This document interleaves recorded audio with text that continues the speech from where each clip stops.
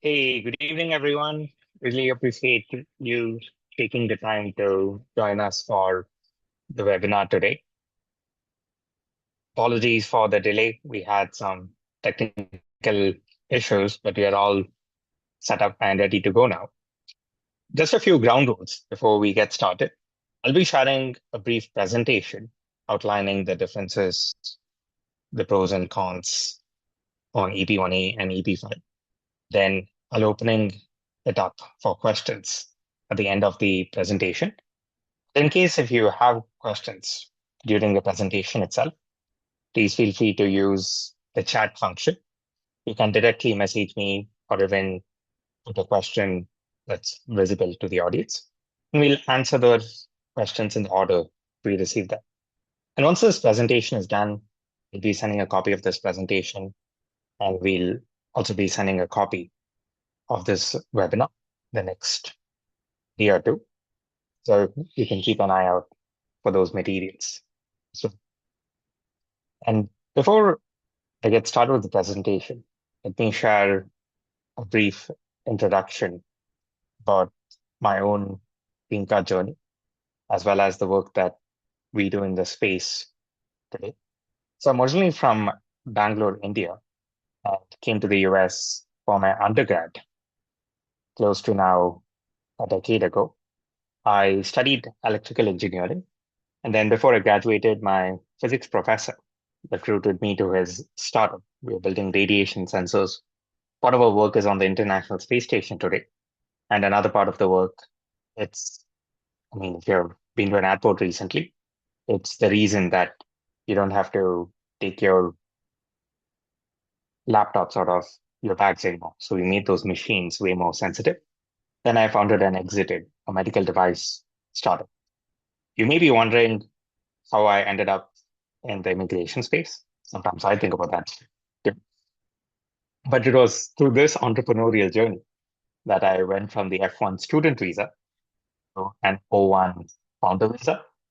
That's the closest visa the US has to a founder visa, and ultimately an EB1A green card.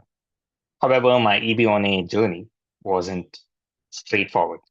It took me 3 attempts. So I had multiple RFEs and denials. And what I figured is, since I was from the startup area, it was a hard time convincing USAIs to understand what I had. So it's like I was speaking Tamil and the USAIs understood French. So between my second denial and my third petition, I ended up kind of understanding what USAIs wanted and giving them exactly that. So I ended up doing some evidence curation and profile building towards my third attempt, and that was ultimately successful.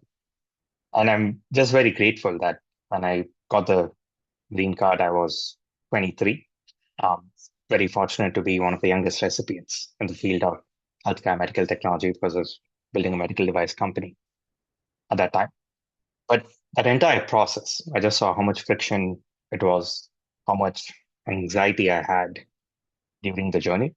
And that's what became the foundation for the work that we do today. So our parent company is called Open Venture. Open Atlas is the community that we run. So we do a lot of events similar to this, virtual in person through our community.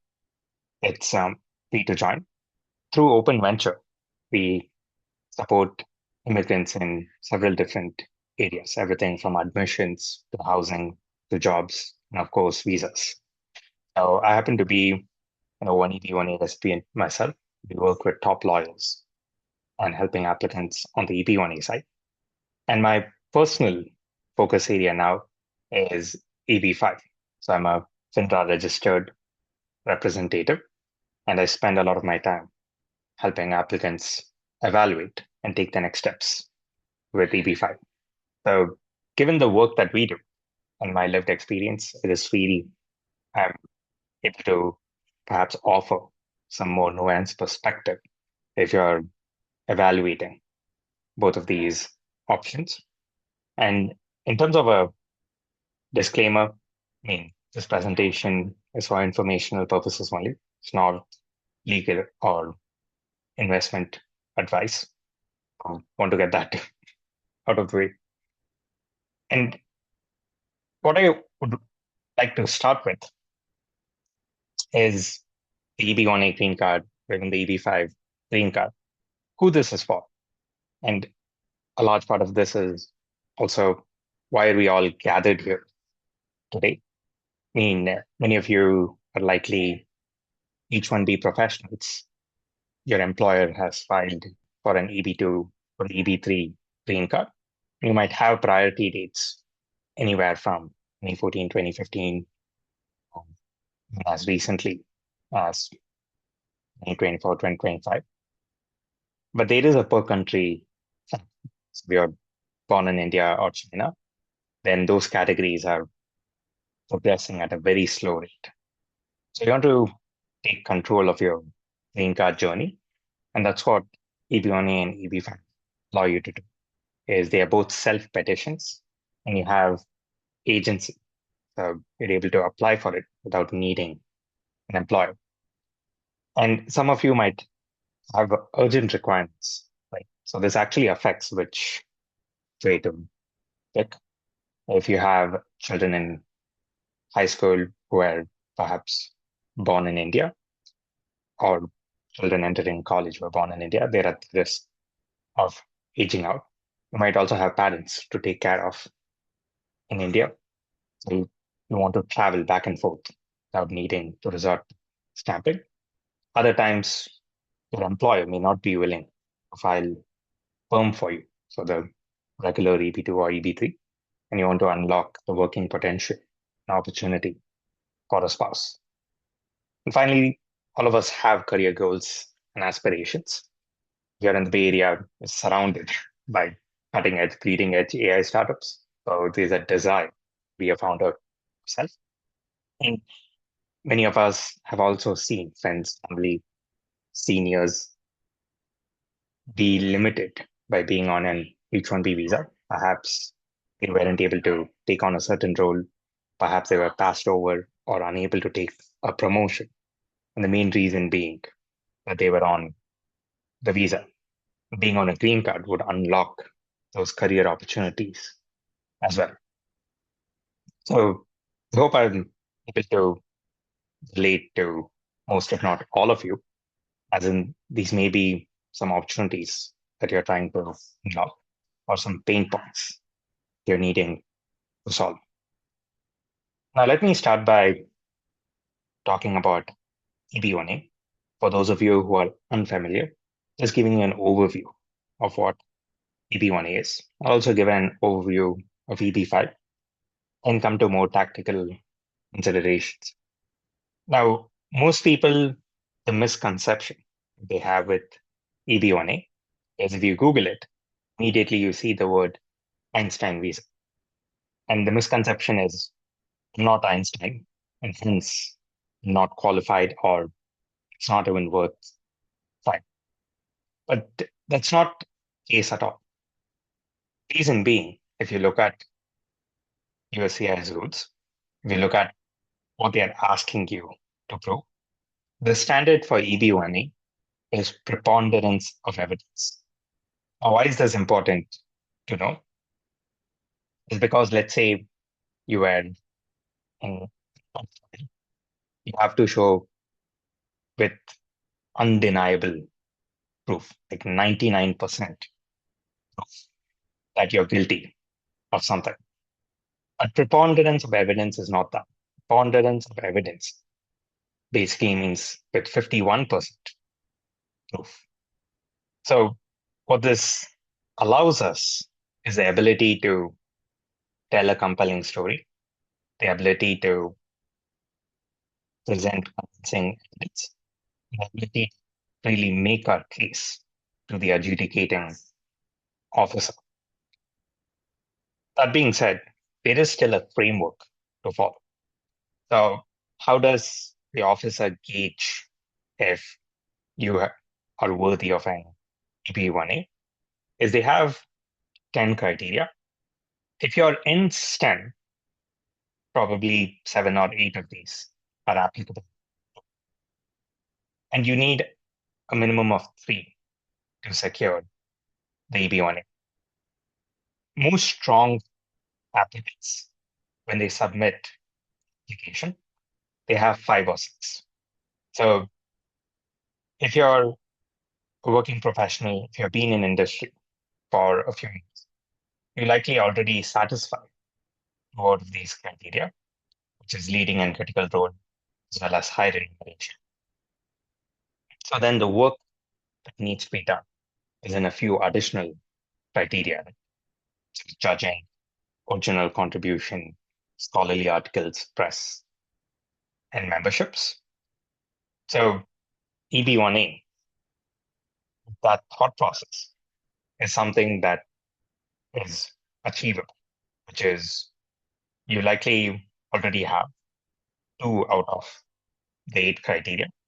There's work that needs to be done in the 3 to 4 criteria. So you're able to submit a strong petition with 5 or 6 criteria, and you can set out a plan on achieving those additional criteria. The other main advantage of EB1 is it allows you to put your priority date.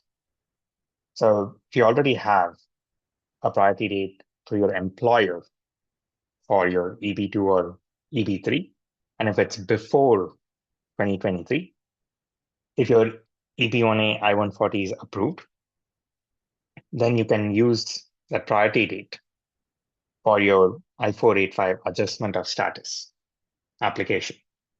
So for several of you on the call today, effectively EB1A is current, right? Because you have a priority date from 2017, 2018, before or after, plus minus a few years. So the work ahead, if you choose to go down the EB1A path, is having that strong profile, presenting that compelling narrative, and securing an EB1A I-140 approval. Because once that's out of the way, you're able to use the priority date and change status into a green card quite immediately. So that's the high level on EB1A. Now, what's the high level on the EB5? So the basic premise of EB5 is pretty straightforward, is that the US government wants to encourage foreign investment in the economy. And if you look at the guidelines, those are the stipulations that they have. We have identified certain zip codes around the country.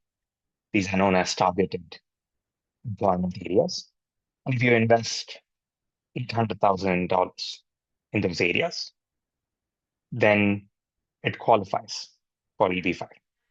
And not just that, but that investment needs to be used as working capital.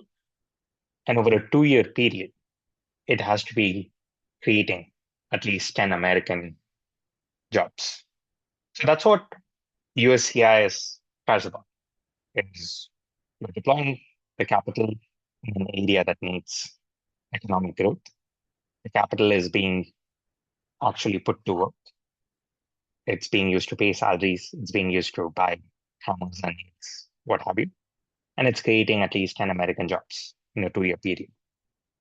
Unfortunately, USCIS doesn't care what happens with the capital, right? So you could choose to invest it in your own business, and the business might not work out okay.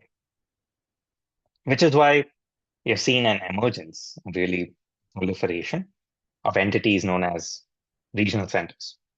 Our regional centers are USCIS approved entities.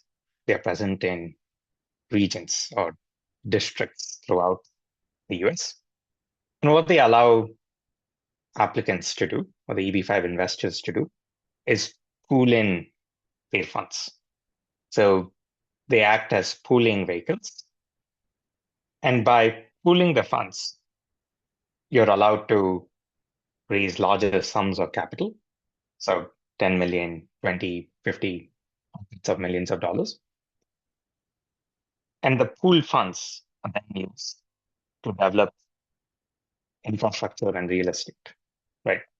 So we're talking about resorts, mixed use developments, railroads, quarries, hospitals, what have you. And the thought process here is instead of finding smaller projects that have a higher risk because they tend to be localized, let's pool in funds and find larger projects which could potentially be in the later stages of construction, where EB5 is no more than 20 to 30% of the overall capital and reduce the risk. So quite simply, regional centers allow us to invest in more types of projects. Specifically, those are around construction. They allow us to take credit for job creation, both direct and indirect job creation. And almost all EB5 projects today go through a regional center. Now, the other important consideration is in terms of the application timeline. And this is the main benefit for EB5. So it takes around 6 weeks to sit down with the attorney to evaluate your funds for EB5 and complete that process. However, once you submit your EB5 petition, you're allowed to concurrently adjust status. And what that means is there's no waiting time for EB5 right now for Indian nationals. And if you speak to attorneys, a conservative attorney, be like, once you apply for your petition, you might receive an EAD, work permit, an advance parole travel permit in a maximum of 6 months. But what we are seeing in the field is those permits coming in 3.5 months. Let's say you apply with the full 800,000 upfront. Certain projects allow you to apply with partial financing as well. So you could even start the application, get your EAD with 100K or 200K good faith down payment, right? And you have a few months to fund the remaining amount. But for this example, let's say you're funding with the full 800K, your conditional green card would be picked up and approved as quickly as 3 to 15 months on average. You don't have to be on the conditional green card for 2 years. And what condition are you fulfilling it? So the main condition you're fulfilling is the job creation. Is it in that 2-year period of time, USCIS is checking if your capital has been put to work and the required jobs are being created. And at the end of that period, it becomes a permanent green card. And the final point about EB5, and this is also like a very big misconception about EB5, is if you go to the USCIS website, there's very strong language that says that capital needs to be at risk. So at risk basically means the capital has to be working capital. It has to be used to pay salaries, to be used to buy hammers and nails, what have you. It doesn't mean it needs to be a lousy investment, right? And if you're working with top projects, if you're doing thorough diligence, they are set up with very strong expectations. They are set up to return the data projects. Now, I said quite a bit of information on EB5. To summarize, for EB5, you need to invest a minimum of $800,000. The investment typically takes the form of a construction loan. So you're lending it to a real estate developer to build a project. The investment term is 3 to 5 years on average. And on the immigration side, the journey is fast-tracked. It's 2 months to submit an application. You can even start with a partial down payment. Once you submit the application, within 3.5 months, you get an EAD and travel permit. And then within a year, year and a half, you get a conditional green card. And 3 years on average to remove the conditions and to unlock permanent residency. So that's how I would summarize EB5.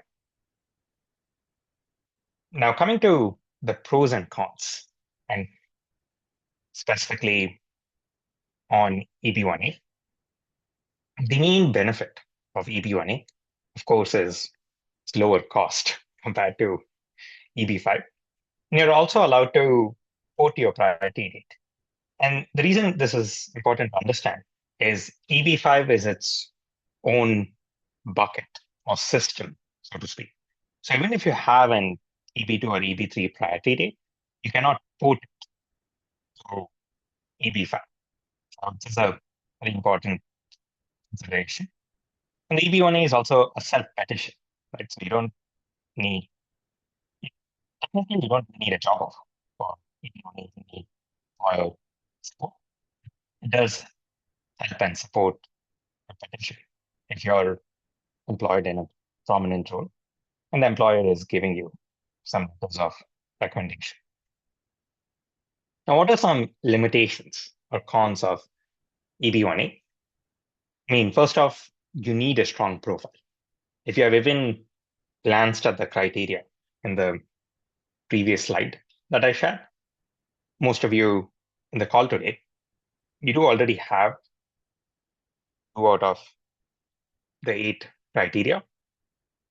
However, the other criteria requires work, right? So we're talking about press. We have to find reputable press outlets, have them cover about us, our work. We're talking about scholarly articles. We have to find journals, trade journals, come up with ideas, draft and publish those ideas. Original contributions. It's a very tricky criteria. We're talking about developing some patents, showing use and impact of those patents. Judging, how to go judge award competitions, hackathons, what have you. So it almost becomes like a part-time job, right? So you have to dedicate a few hours a week for a long enough period of time. You cannot look at any criteria in isolation. You cannot be like, hey, this month I'm going to do judging. Next month I'm going to do scholarly articles. An average EB1A profile has like 50 different deliverables. And you have to kind of be advancing on all, if not most of them, at the same time. So there's substantial work involved in that EB1A process. The other part is the approval rate, and to be transparent with all of you. Right now, even for applicants with a strong profile, the approval rate is 50%. And there are reasons why it's at 50%, because the number of strong applicants remain the same, the denominator is increasing. So a lot of people have started to apply for EB1A.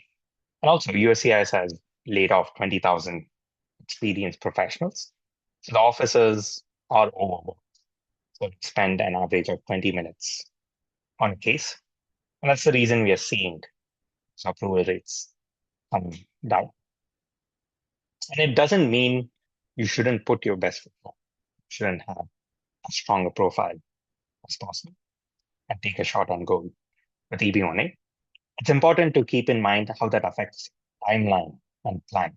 So that's why this approval rate comes into consideration. And let's say it's green lights all the way. So you're able to have a strong profile, file a strong case, submit it to the CIs. It takes on average 4 months or so to have that profile in place, another 2 months or so to file the petition and file it to USCIS. So this is a 6 months process already. And once the EB1A I-140 is approved, if you have a previous priority date, you can port it. And then you'd have your EAD 3 months after that. So in an optimistic scenario with green lights all the way from start to getting an EAD, it's about 9 months.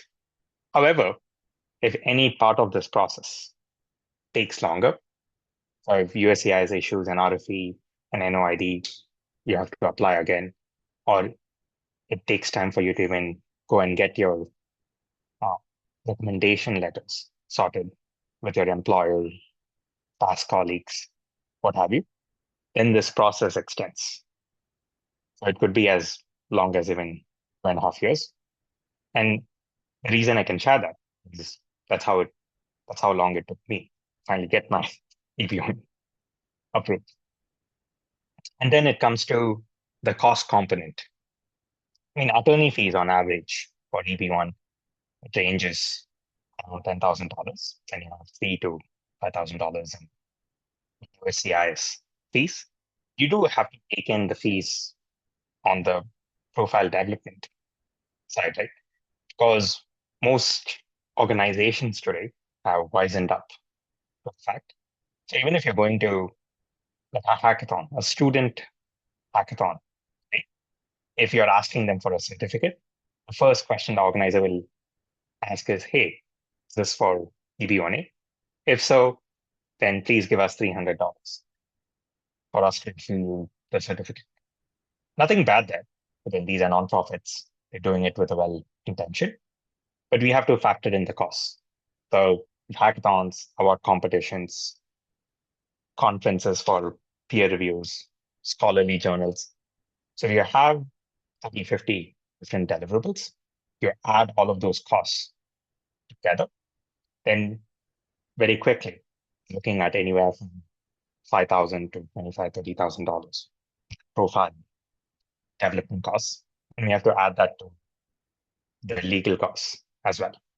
So approximately it could be $30,000 to $40,000. And that's an important consideration for EB1A. Now coming quickly to EB5. I mean, EB5 benefit is you could go to the most conservative attorneys in the US today if you ask them, hey, given my context, what's like a sure shot for me to get permanent residency? They would point to EB5. The reason being, there are ways to remove immigration risk on the front end. There are 2 to 3 main reasons an EB5 petition gets done. First reason is the project doesn't create enough jobs. And that you can remove the risk investing in projects that's been approved. The business plan has been reviewed and approved by UCIS, and the jobs have already been created. So we can take that risk off the table. Another risk is you're not able to show $800,000 as lawfully sourced. So the source of funding is not clear. And with respect to SOF, that's what the process is called. No attorney would even apply for your petition if your source of funds aren't clear. So you wouldn't even be able to proceed. And these are the 2 main reasons an EB5 petition is denied. And you can remove those reasons for a denial even before you apply.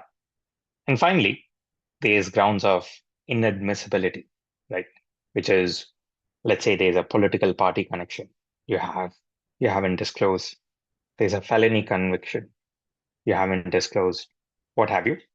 Again, not to go down a negative trajectory here, but for everyone on the call today, we are hardworking, ambitious, law-abiding citizens. So inadmissibility is not a reason to worry about. So in case of inadmissibility, it's not even EB5. An applicant is not eligible for any kind of green card. So that's the benefit of EB5, is it's the surest way to permanent residency. And it's also very predictable. So right now, there is no waiting time. Dates are current on Indian nationals, which means, let's say you take a month, 2 months to prepare and file your petition, you will get the EAD and travel permit in 3.5 months. The conditional green card overall, I mean, the conditional green card would be picked up in that time as well, in 3 months. It could also be as long as 1.5 years. That's a very short duration relatively. Okay? The green card comes in around 3 years. So step by step, it's a very predictable. Now, what are the main limitations of EB5? Is it's the capital commitment, right? So you do need to show the 800,000 in compliant. And more than the investment risk, because there are ways to mitigate that investment risk, it's the opportunity cost. I mean, this is hard-earned money, and this is very comfortable for retirement parts of the world. And the question that a lot of applicants kind of have to ask and answer for themselves or as a family is, what if this 800,000 is being put to work somewhere else, right? So it could be a million, maybe 1.5 million, 3 to 5 year period. So there is a very real opportunity cost involved with the EB5 investment. And coming to the other costs, typically an attorney charges around $20,000. When USCI is used to $20,000, actually dropped their fees, surprisingly, to $15,000. So you have $35,000 in attorney fees and USCI's fees. And most projects, and this is something that we help applicants regularly with, they are able to waive their regional center fee or administration. So that's what it's called. So your total cost can be brought down $35,000. And the other con is it does require diligence, right? And large part of the time I spend on a day-to-day basis, the work that we do as a firm is helping applicants with this diligence.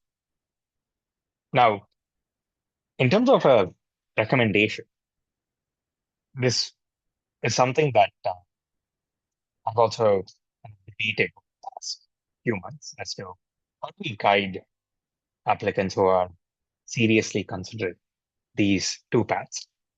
And now, as we are going into the last year of the EB5 program, the last like 10, 11 months of EB5 program, it's become very clear to me. And that's the perspective that I'd like to share today is EB5 is pretty straightforward to do diligence on and then rule out, right?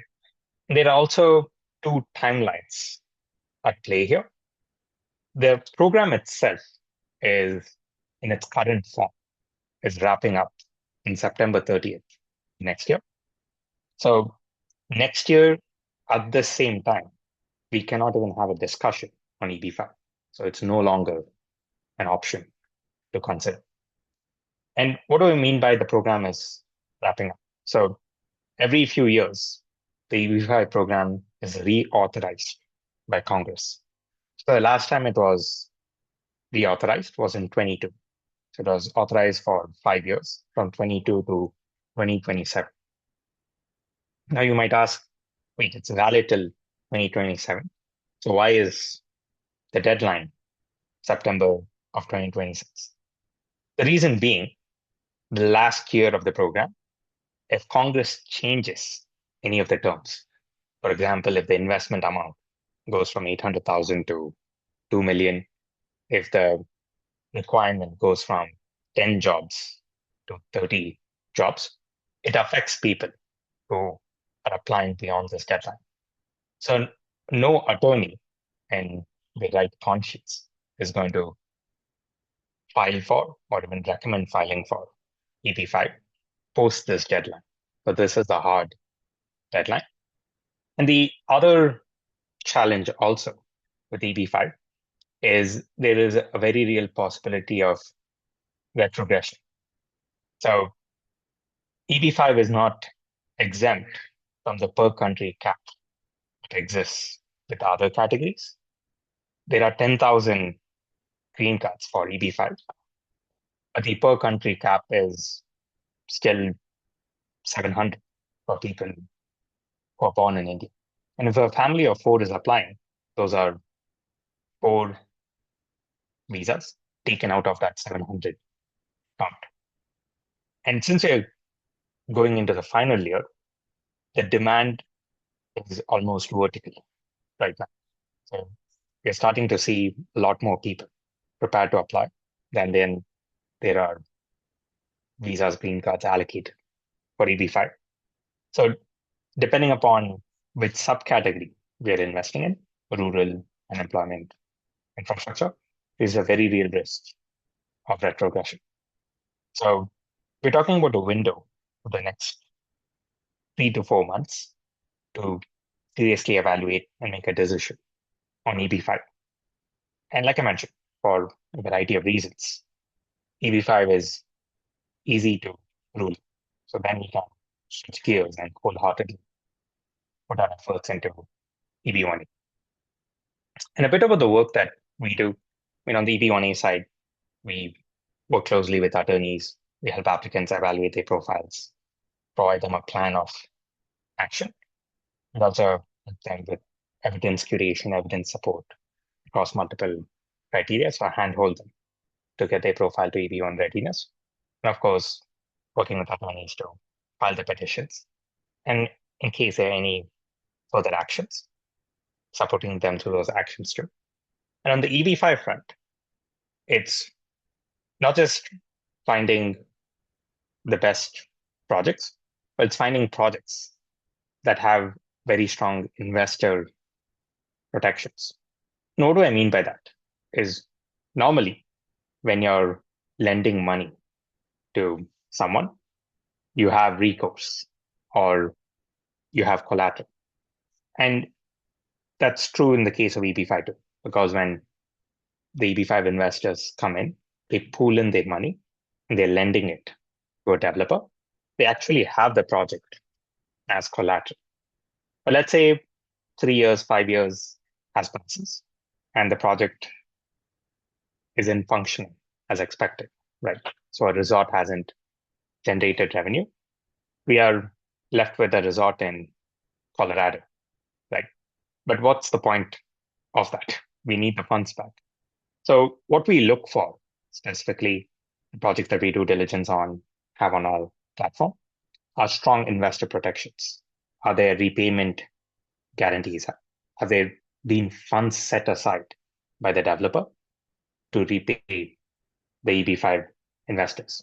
Or is the state government or federal government giving a refinance guarantee if the project meets certain metrics? Or is the principal, the person who has founded the developer, they're giving a personal line of credit or it's a line of credit from a bank to repay the EB5 investors? So ideally, we look for multiple of these. It's like layers of protection for EB5 investors. We also have CAs, CPAs, so folks who need to do fund transfers from India to the US, folks who even need tax planning here in the US, estate planning in some cases, we're able to support with. And then on the funding side too. So we have a network of lenders, whether it's getting attractive rates for equity loans, home loans, even unsecured loans like personal loans. That's something we're able to provide recommendations for. So on both EB1A and EB5, we have a platform. And a large part of the work that we do now is even based on an applicant's specific situation, even providing a recommendation on which is best for them and what the next steps look like on that chosen path. So that's what I'd like to kind of wrap up with is if you're seriously evaluating both, then you can kind of start with EB5, go through a process, 2 weeks, 3 weeks or so, speak to developers, speak to attorneys, really understand what EB5 entails.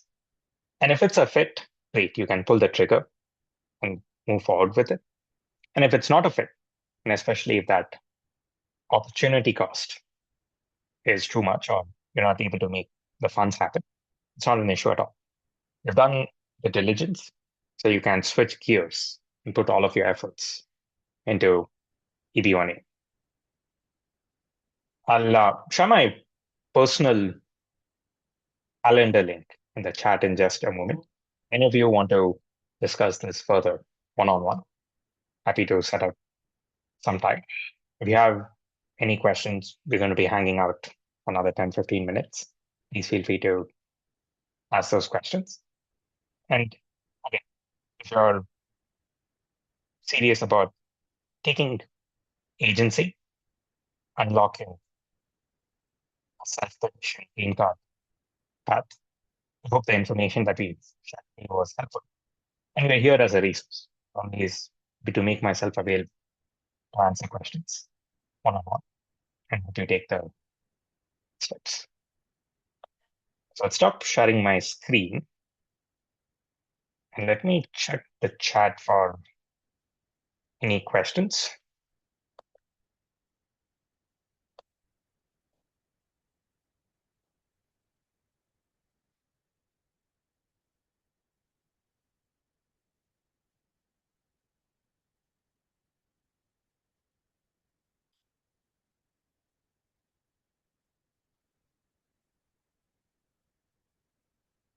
Awesome.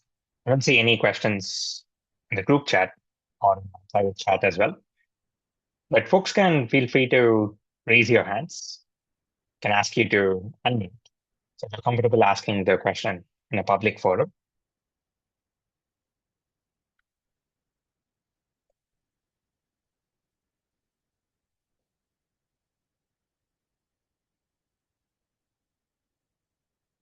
Sridhar asked a good question. Can EB5 be applied from India?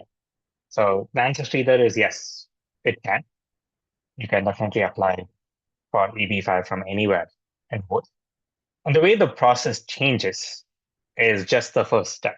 So if you're already in the US on a valid visa, you can adjust status. So you get a temporary work permit, an EAD card. You also get a temporary travel permit. It's called the advance parole or AP card. And that typically arrives in 3.5 months. And the reason it's temporary till your conditional green card, your EB5 petition, is approved. So that's the change if you apply from within the US versus outside the US. Because if you're within the US, you unlock free agency within 90 to 180 days. If you're outside the US, you have to wait till your conditional green card is approved. So that could take anywhere from 3 months to 15 months. After that, you have to do consular process.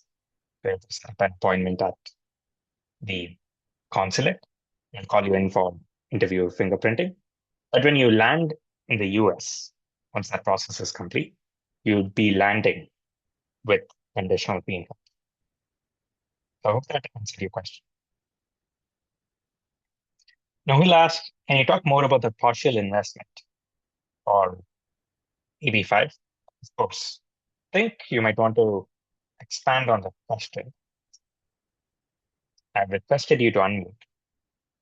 Can feel free to expand on that question. But I'll start off by saying that this is something that is negotiated with the developer because a lot of it has to do with timeline. Especially now, we are in the final 10 months of EB5. So the developer would be like, hey, if final date, any EB5 applicant in the petition is September 30th, so we need to see your funds in by then, the full 800K. So if we speak to a Reason Center developer right now, we would be able to perhaps get maximum of 10 months. But typically, in terms of partial investment, we see 6-month timelines. So you start with 100,000, 200,000. In certain cases, we have even started with 50,000, but you have 6 months to complete the full $800,000 investment. But this is something that can be negotiated, can be even extended up to a year, but it's on a case-by-case basis. Hopefully that answered your question, Noah. Is there something you wanted to clarify or expand on?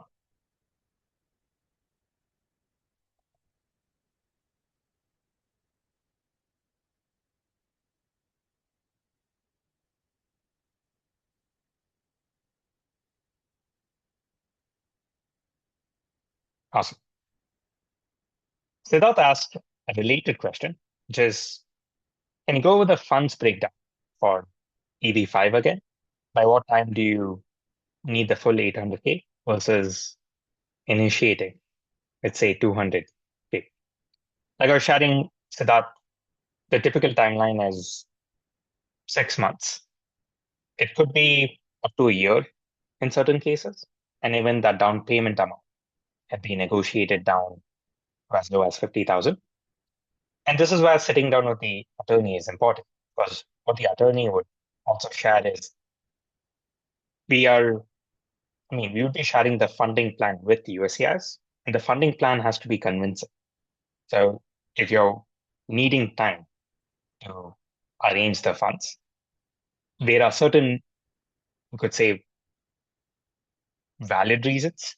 Like, for example, if you're arranging the sale of real estate, if you're just waiting to sell stock between two different calendar years, we are in the 2025 calendar year. Next year is going to be the 2026 calendar year. So there are reasons that USCIS finds more convincing in terms of sharing that funding plan.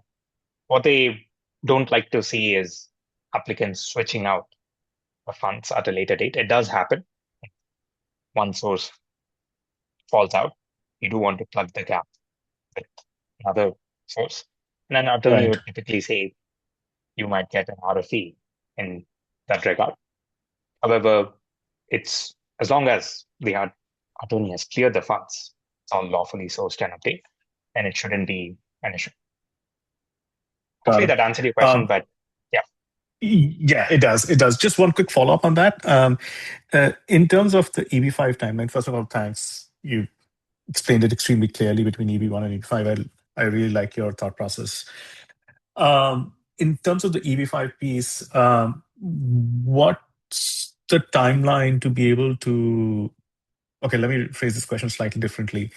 To lock in the age of the kids who might be aging out in the middle of next year, say, theoretically, if we were to start sometime this year, or as early as possible, there's not much time left this year, would that be a feasible thing to lock in the age of the kids, like by the summer of next year, through the EB5 route? Absolutely. It's actually one of the most common reasons families pursue EB5 is to lock in the kid's age. However, there is one important consideration here, which is USCIS changed the rules around this in August. So previously, as long as your petition was in and the dates were current, priority dates were current, then you effectively locked in the dependent child's age. However, right now, it's not just that initial application. It's when the conditional green card, so that's going to be a few months later, right? When the I-5260, the I-485 are processed. So even then, the dates have to be current for the dates to be locked in. And what this means is selecting which category of project you invest in is very important. There are three main categories. There's rural, high unemployment, infrastructure. And earlier this year, the field, as in attorneys, regional centers, they were anticipating high unemployment to be retrogressed or backlog first. But now, just given the volume of applications, the consensus is forming around rural to be retrogressed first. Got it. The safest path is infrastructure, mainly because Yeah, there's no one I would ahead agree. in the queue. Yeah, And right. when we work with applicants, what we recommend them to do is to have 2 to 3 projects, ideally in different Mm. categories, shortlisted. Mm-hmm. Got So it. the process very quickly is you would sign a letter of intent with one of the projects. Mm. It's called a subscription agreement. And a subscription agreement is non-binding. So there's Mm. nothing legally obligating you to Sure. invest. But on the project side, it obligates them to keep a spot open for you. And you Mm. can keep that spot open as long as Mm. you'd like. Again, they're going to resort Mm. to pressure Sure. tactics. Hey, Sure. this project is closing, it's fully subscribed, Yeah, yeah. etc., etc. But if your goal is to preserve optionality, then there is a methodical way of doing it. Mm. As you can have a short list of projects, you can sign Mm. subscription documents, and you can keep those options open. And Mm. once you're ready to fund the investment, Mm. you can analyze the data then invest in the safest category from this aging Got out it. perspective. Got it. Thank you. And that is something which your team can help us navigate through all of that. Yeah. Of course. Yeah. Great. Thank you. And let me share my booking link in the chat here.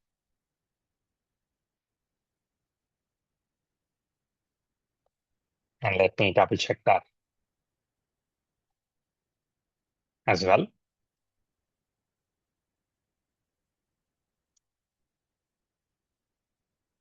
Perfect. It works. So if you folks would like to chat one-on-one, please feel free to take that link out and to find a time to connect. Saroj, you're up next.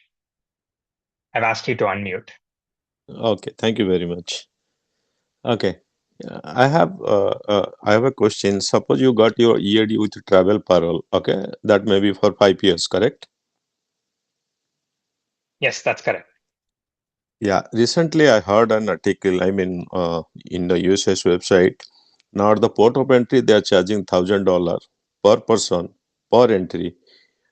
Is it for the people? Is it for the applicants who are out of US entering into US, or is the people who are? There is no exemption, and the people who are also the applicants who are in US, if they go to, for example, India, come back, they have to pay $1,000.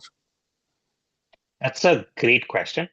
And this is why in most cases, whether it's EB1 or EB5, having an immigration attorney by your side is very important because the regulations are constantly changing, right?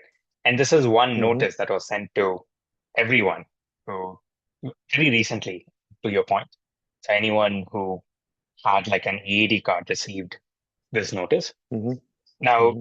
what the notice says is that fee applies to people who are being paroled into the country, and that's mostly applicable for humanitarian people, right? So anyone claiming refugee asylum status, then they are paroled in to the country. If you're already in the US, you're going through the EB5 process, the benefit that you obtain is an advance parole. So they have already paroled you ahead of time, if I'm making sense, right? So what happens in port of entry is you would be taken to secondary screening, just routine for Well, I think you are not able to hear you.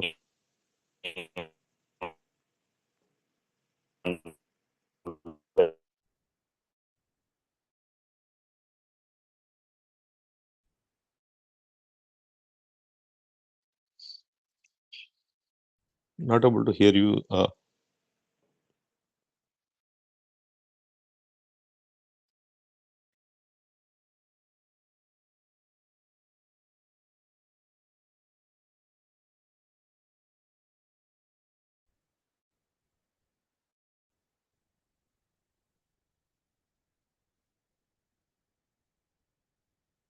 Hello. Yes, I can hear you, Saroj. Yeah, the last part I could not be able to hear you. Very simple. Like suppose I am in US, Mhm. okay, and I got my EAD travel with advance parole, okay. And if I am going to India in the month of January, suppose I come back in the month of February, will I need to pay $1,000 at the port of entry? No, no. No. An advance parole is different than being paroled, right? So they Okay. kind of Okay. granted that to you ahead of time, so you don't have to pay the fee. Okay. So, because suppose the 485 is already filed, the AOS, that means we are not supposed to pay it. Okay. Correct. That's correct. We have had applicants Okay. freely traveling on advance parole without paying the fee. Okay. Right. Okay. The other question is, suppose you are the, I know I'm investing money under your projects. Suppose you are XYG and you have multiple projects, and you have assumed like you have a regional center in New Jersey, you have a regional center in California, you have regional center in Atlanta, Georgia. And what I see, for example, in one of your regional center, the project is like under rural, another one may be high unemployment, other one is just other category. And suppose I'm stuck at one category, can it be transferred from one regional center to another regional center? That's a great question. So what we recommend and also guide applicants to is it Mhm, actually doesn't even the diligence shouldn't even be done at the regional center level, right? So it has to be done at the project level. So it's the project and the project fundamentals that matter mhm, because you're investing in the project. I mean, of course, through a regional center, you're not investing in the regional center. So we have seen correct. cases where the same regional center has high quality projects, but now, again, last 10 months of the program, let's say we have a lot of investors ready to fund, right? Mhm, And I don't want to name names, but they are being pressured to bring something online. So we have later phases of like the same high quality brand name project, but the latest mhm, phase is being mhm, set up with the wrong fundamentals. And what are those fundamentals to look for? On a high level, you want a project where the developer has skin in the game. The developer mhm, has put in 20, 30% of the capital, mhm, mhm, and the funding is already secure. So there's like a bank loan or another mhm, financial institution for the remaining 60, mhm, 70%. So the mhm, project would essentially be completed without even $1 of EB5. mhm, And even when mhm, EB5 comes in, it comes in for 20 to 30%. Because the mhm, developer's incentive is pretty straightforward. If they're going to a bank, they're paying bank interest of 8% a year. They're working with EB5 investors, they're paying EB5 investors mhm, on average 1% a year. mhm, So when done honestly, it's a win-win-win mhm, for all the stakeholders, right? But what we are starting to see, especially given where we are in the EB5 cycle, mhm, mhm, is projects that are 60% EB5 dependent or 80% EB5 mhm, dependent. And even the developer mhm, has an option to replace themselves with EB5 mhm, capital. There are clauses in the contracts. So mhm. there is a place for those projects, but not in EB5, right? So Okay. that's just rough framework to follow when considering, okay, Mhm, what is a good project? Now, mhm, there are certain situations in which what you're sharing is applicable. For example, there's a case of someone who I just answered. If you have kids aging out and you're like, okay, that is my only focus. I just want to lock in the kids' age. Then it makes mhm, sense to work with a regional center that mhm, has projects in multiple categories. If you have projects in unemployment, mhm. rural infrastructure, Correct. then you can Correct. work with them to set up a plan which says that, hey, I'll do my source of funding and Mm, lock in for, let's say, rural. If it's picked up well and good, if not, if the date retrogresses, can you please forward my admin fee and the rest of the funds, the infrastructure project instead? So that's kind of the only case in which this would be feasible, right? But again, this is an edge case, and happy to discuss this offline, like a one-on-one Sure, basis. sure. Two more questions. Sorry to take everybody's time. Like EB1A, sorry, EB1, EB2, EB3, we can see the timelines like, the action date and, filing dates. But EB5, it's all only say current. So how to know, for example, my case is filed, I have a EB5 EAD with advance parole. My 485 is already filed, for example. How I will come to know, okay, what is my backlog status? Actually, this is really $1 million question. I mean, the reason being, there are like blogs available, and I'm happy to send it in a follow-up email after this webinar, where Thank you. there are people who, this is what they do. Like every month or every quarter, USCIS publishes data. Okay, from these countries, so many people have applied. And Correct. what matters is also USCIS's processing speed, right? So even if there are only 700 EB5 visas available for Indian nationals, if USCIS's processing speed is 10 visas a month, then everything is going to show current till September Yeah. of next year, right? So that's something where, in terms of predicting those timelines, it's not an area where I'm an expert in. There are other experts who do that, and I'm happy to share resources that will help you get more knowledge of that. But to summarize, the consensus right now is that rural and high unemployment are facing a lot of pressure, rural more than high unemployment, and infrastructure is going to remain current through end of next year, especially for Indian nationals. Correct. Suppose my son or daughter is 21 and she has also the EAD card. Can she study in any university in the med school? Of course. I mean, I'm trying to think of reasons why they would not be able to. So I'm not able to think of a reason. So the broadest answer to this question is yes, they can. Perhaps there's a second part of that question, which is, are they eligible for scholarships and certain state-based funding aids, right? So that is typically given to permanent residents. So when you're on this status, you're still pending adjustment of status. Once you get a conditional green card, then an H1, F1, EAD, it doesn't even matter anymore. So you become a permanent resident. So then you become eligible for these scholarships as well. Okay. Sorry to cut here.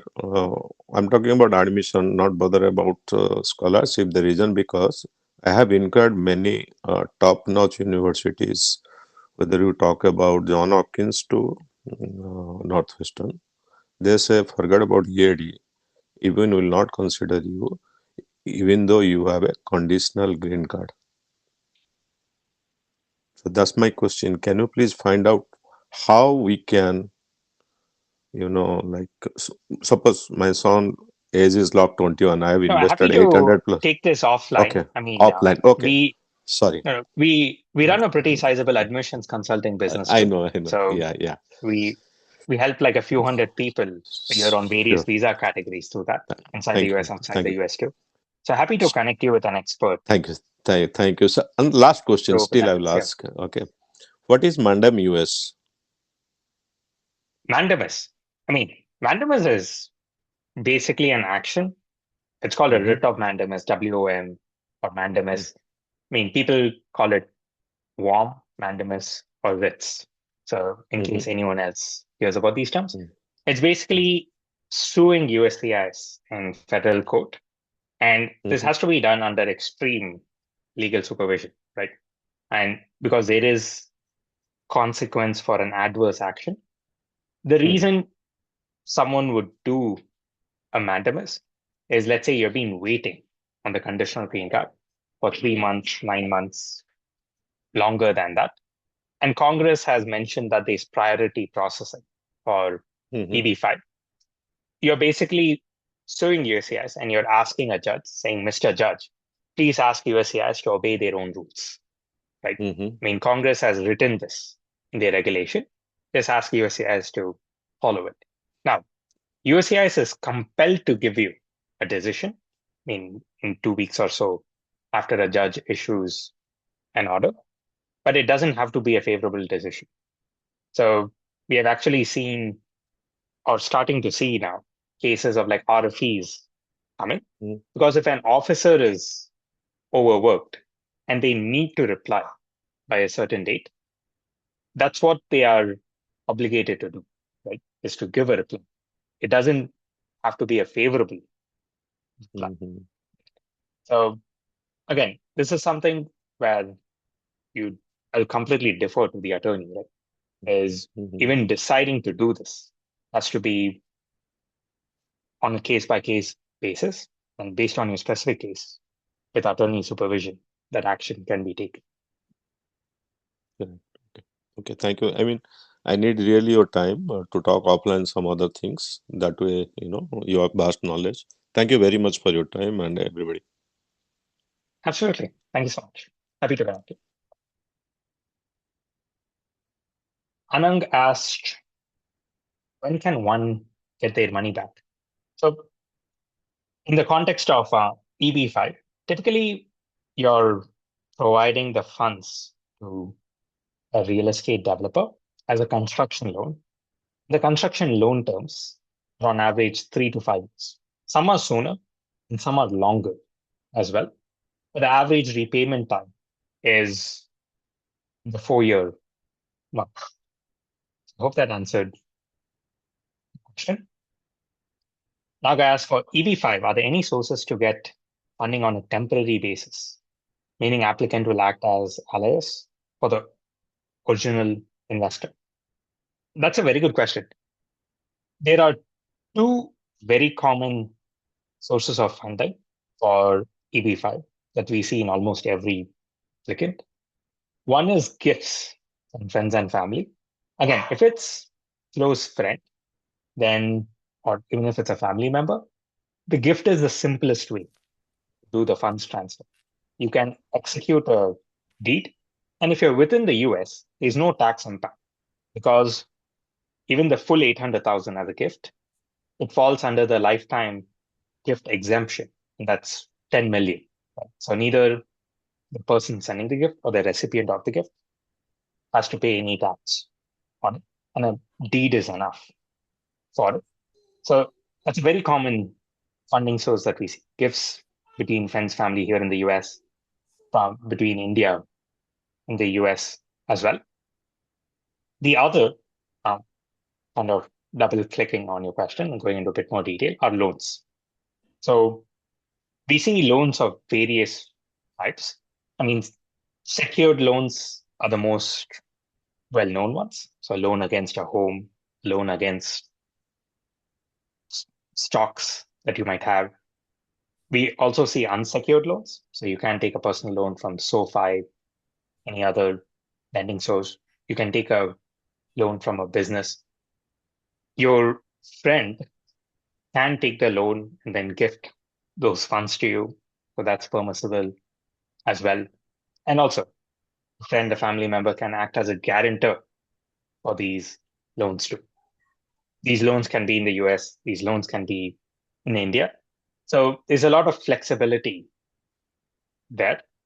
But the key aspect is documentation, because what the attorneys would really focus on, of course, USCIS, is if you're getting a loan from a financial institution, then the analysis stops there.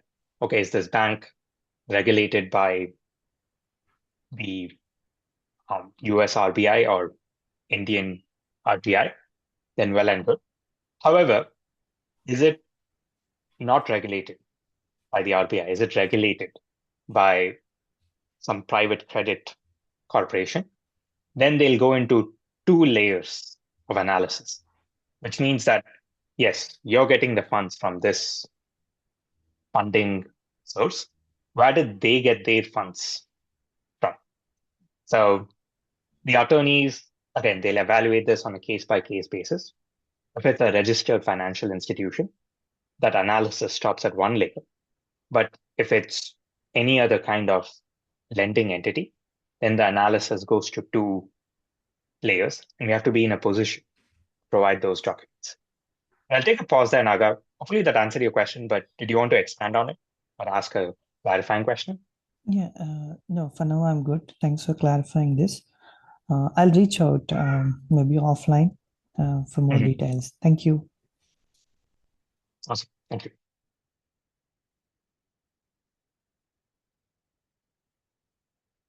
Adiola asked, are you saying we have to source $800,000 for an investment be eligible to apply for EB5?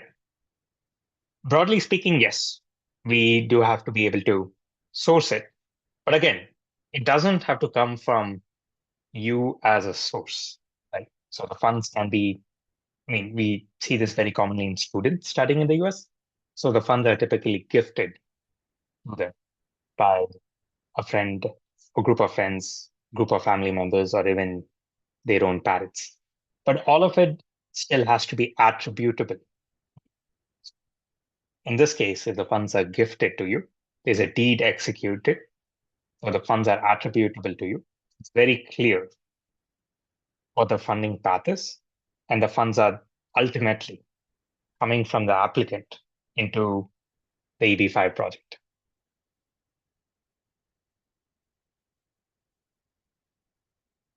I guess I covered most questions. I don't see any other questions in my DMs. I'll give a minute or two if any of you folks have any other questions. Please ask in the chat or raise your hands. I'm happy to unmute you and you can ask it directly.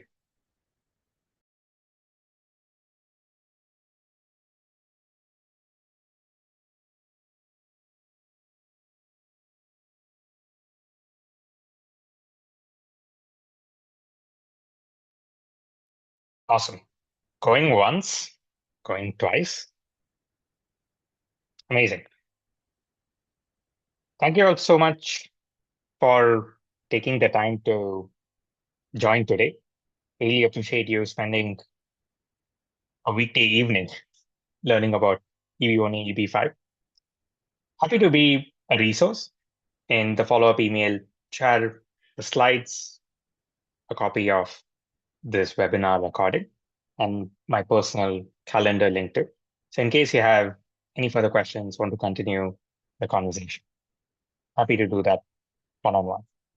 Wishing all of you a joyous holiday season and Thanksgiving break, and hope to see all of you again soon, either in a call or in our next webinar.